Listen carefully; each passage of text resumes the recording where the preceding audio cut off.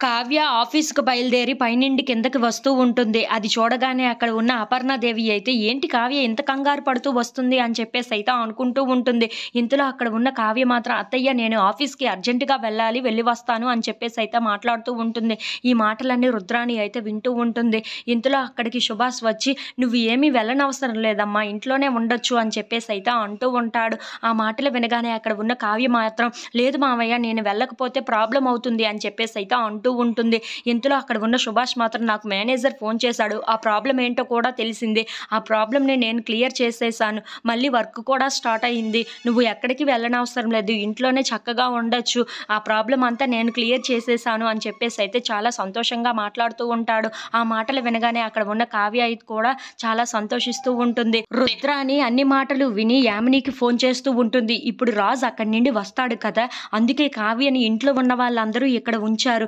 వాళ్ళిద్దరి మధ్యన మళ్ళీ ఎలాగో అయినా ప్రేమ మొదలు పెట్టాలని అనుకుంటున్నారు. కానీ నేను అలా జరగనివ్వను.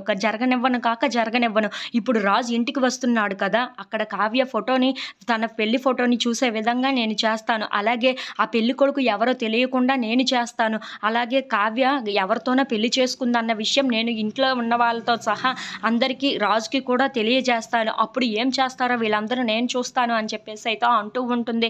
ఆ మాటలు వినగానే అక్కడ ఉన్న యామిని మాత్రం, "మీరు ఏం చేసినా సరే రాజు మళ్ళీ కావ్యకు దగ్గర అవ్వకుండా మీరే చూడాలి" అని చెప్పేసైతే అంటూ ఉంటుంది. ఇంతలో అక్కడ ఉన్న రుద్రాని మాత్రం, "అది నేను చూసుకుంటాను. వాళ్ళ పెళ్లి ఫోటోని అక్కడ రాజుకి కనబడనివిస్తే చాలు. అప్పుడు కావ్యకి పెళ్లి అయిందన్న విషయం వాళ్ళకి అర్థమవుతుంది కదా రాజుకి.